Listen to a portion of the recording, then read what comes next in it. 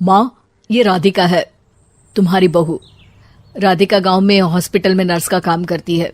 बस हम दोनों में दोस्ती हो गई और हमने शादी कर ली। राधिका, माँ के पैर छू। अरे चल हट नालायक। अरे मैंने क्या क्या सपने देखे थे कि तेरी शादी किसी अमीर घर में करूंगी और दहेज में लाखों रुपए लूंगी, और तू गांव की इस मामूली लड़की को मेरी बहू बनाकर ले आया। लेकिन बेटे की जिद के आगे सुनीता देवी मजबूर हो जाती है। राधिका सुनीता देवी को फूटी आंख भी नहीं भाती थी। तुम चिंता मत करो भाग्यवान, हम दोनों मिलकर अपनी बहू को इतना सताएंगे कि वो हमसे तंग आकर ये घर छोड़कर चली जाएगी। फिर हम अपने बेटे की शादी किसी बड़े सेठ की बेटी से कर देंगे, ठीक है? अगले दिन सुनीता देवी अपने बेटे का कमरा साफ कर रही होती है। तभी बहू के सामान में उसे एक बड़ी बड़ी मूंछों वाले आदमी की तस्वीर दिखाई देती है और उसके कंधे पर एक बड़ी सी बंदूक टंगी होती है। तस्वीर के नीचे लिखा होता है डाकू मंगल सिंह। ये किसकी तस्वीर है बहू? ये मेरे पिताजी की तस्वीर है। बस फिर क्या था, ये सुनते ही सुनीता देवी के हाथ पैर कांपने लगते हैं। वो भागती हुई सीधा अपने पति के कमरे में जाती है। अरे गजब हो गया जी, गजब। अरे क्या हो गया भाग्यवान? हमारी बहू एक मशहूर डाकू मंगल सिंह की बेटी है। हे भगवान, अब क्या होगा? क्या कहा? डाकू मंगल सिंह? अरे मर गए रे। सुना है वो तो बड़ा ही खतरनाक डाकू है, मारता ज्यादा है गिनता कम है।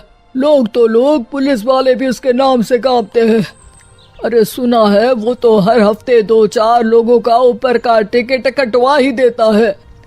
हे भगवान, अब हम क्या करेंगे? ये हमारे नालायक बेटे ने कैसी मुसीबत हमारे गले बांध दी। हाँ वो तो है, अगर हमने बहू को जरा भी तकलीफ दी तो उसका बाप मंगल सिंह हमें गोली से उड़ा देगा।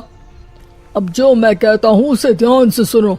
तुम बहू से बिल्कुल घर के काम मत करवाना, और ध्यान रहे उसे किसी प्रकार की तकलीफ नहीं होनी चाहिए, समझ गई ना? और ऐसा ही होता है।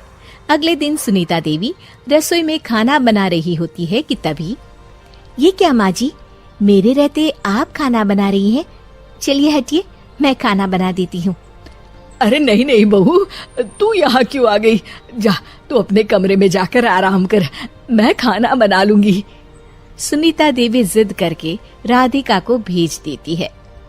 फिर एक दिन, अरे फर्श पर कितनी धूल जमी है, माँ जी देखेंगी तो नाराज हो जाएंगी, मैं अभी यहाँ पोछा लगा देती हूँ। राधिका जैसे ही पोछा लगाने लगती है कि तभी उसके ससुर की नजर उस पर पड़ती है। बंसीलाल भागता हुआ वहाँ आता है। अरे नहीं नहीं बहू, तुम ये क्या गजब कर रही हो? बहू तो बेटी समान होती है और हम ना अपनी बेटियों से काम नहीं करवाते। तुम आराम से बैठकर YouTube पर किड लॉजिक चैनल की सास बहू की कहानियां देखो। वो लोग ना बहुत अच्छी अच्छी कहानियां बनाते हैं। सच? आप देखते हैं? अरे मैं तो रोज देखता हूँ। शहर की बहू तो मेरी फेवरेट कहानी है। हाँ, ये कहकर बंसीलाल पोछा लगाने लगता है। इस तरह राधिका के सास ससुर सारा दिन उसकी खुशामद में लगे रहते हैं और उसे किसी महारानी की तरह रखते थे। कैसा लगा बहू? पिज्जा टेस्टी तो है ना? अच्छा, मीठे में क्या खाओगी बोलो तो? माँ जी, मुझे तो काजू कतली बहुत पसंद है और उसके बाद 1 गिलास लस्सी मिल जाए तो मजा आ जाएगा।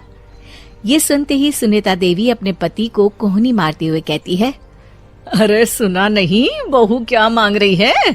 जल्दी से भागकर बाजार जाइए और सब खरीद कर ले आइए। हाँ हाँ भाग्यवान, अभी जाता हूँ। राधिका की तो 5 उंगलियां घी में थी। वो तो अपने ससुराल में मजे कर रही थी। दूसरी तरफ राधिका की सास उसके लिए कभी नई साड़ी खरीद लाती तो कभी उसके लिए नए गहने बनवा देती। फिर एक दिन डाकू मंगल सिंह अपनी बेटी राधिका से मिलने अपने आदमियों के साथ आता है। उन सबको देखते ही राधिका के सास ससुर डर के मारे कांपने लगते हैं मर गया रे।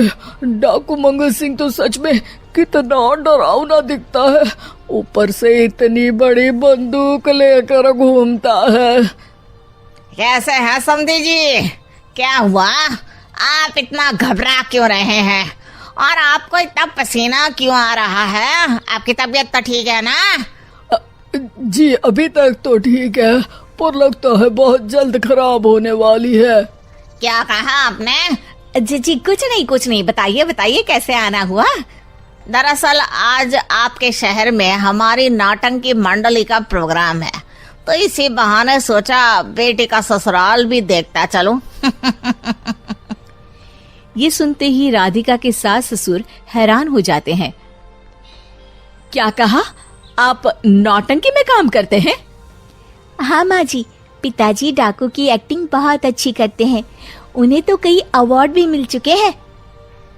और ये बंदूक, ये तो असली लगती है। तभी राधिका के पिताजी अपनी नकली मूंछ निकालते हुए कहते हैं, इस मूंछ की तरह यह बंदूक भी नकली है। ये तो छर्रे वाली बंदूक है, इससे तो मैंने आज तक चिड़िया भी नहीं मारी। और खोदा पहाड़ और निकला चूहा। इसका बाप तो मामूली नौटंकी वाला निकला, और हम इससे डर कर बहू की नौकरों की तरह सेवा कर रहे थे। आपने सही कहा जी, इसके पीछे मेरे कितने पैसे खर्च हो गए, और काम कर करके मेरी तो कमर टूट गई सो अलग।